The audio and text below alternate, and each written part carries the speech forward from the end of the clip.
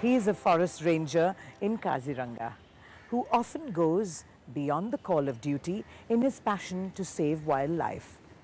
Maybe that's why many people call Dharanidhar Boro and his men the brave hearts of Kaziranga. This is what a day at work looks like for Dharanidhar Boro. He and his fellow rangers in Kaziranga's National Park fight a day-to-day battle to save the Indian one-horned rhino. And though it's clearly an uphill battle, Boro's spirit and commitment are strong.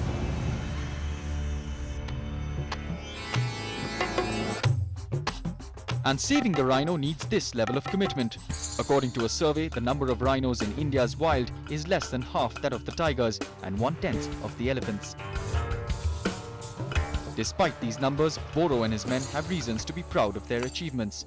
Today, Kaziranga has almost 1900 rhinos. The number may not be very large, but it's significant considering in the early 90s, their numbers had dwindled to less than 1,000.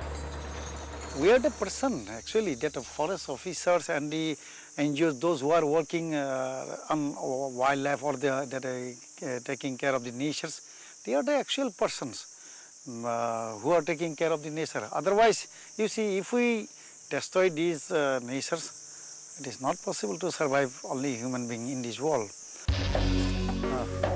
It's a hard-earned pride. Boro is on duty 24/7. So there are no off days, no leaves. And it's this dedication that even keeps his fellow forest guards going. They spend months in these camps, away from their families.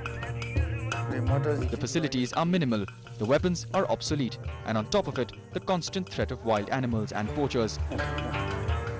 But there is a realization that this is important work that needs to be done well. Since all creatures are created by the God, so they are also having equal right to live in this world. So we must pay respect, we must give their right. And Boro is also trying to inculcate his love for the wildlife into these young ones.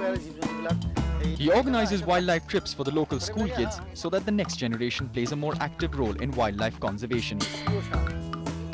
If I don't share my experience with the students, those who are coming, about the what is called the protection and conserve of the forest and wildlife. So what is the meaning of training? So now they are the actual person, they will be the good citizen after a few years back. So we must convey the message, we must teach them, we must try to give the information about the importance of flora and fauna.